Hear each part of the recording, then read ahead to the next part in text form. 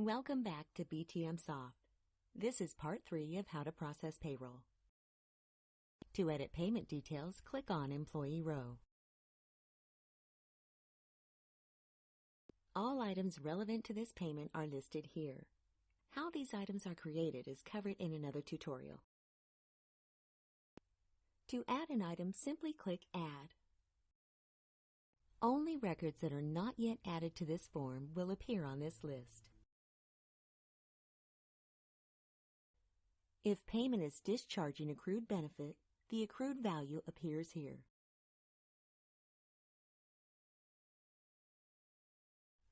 Editing items causes recalculation of all other items for this employee, as per dependency set in payroll items.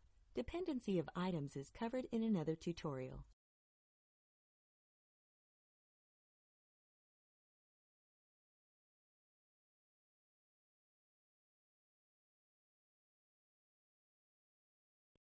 In this case, car allowance is subject to tax, but not to superannuation.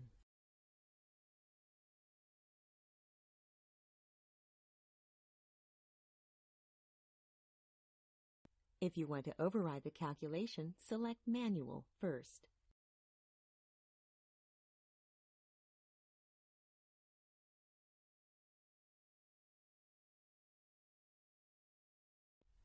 Employment termination code is only relevant if this pay is part of ETP.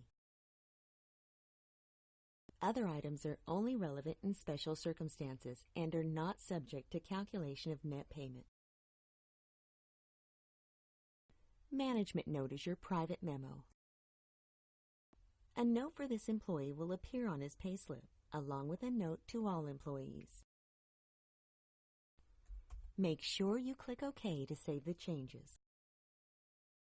After you adjust all records, click Finalize to move on, and this will be covered in Payroll Part 4.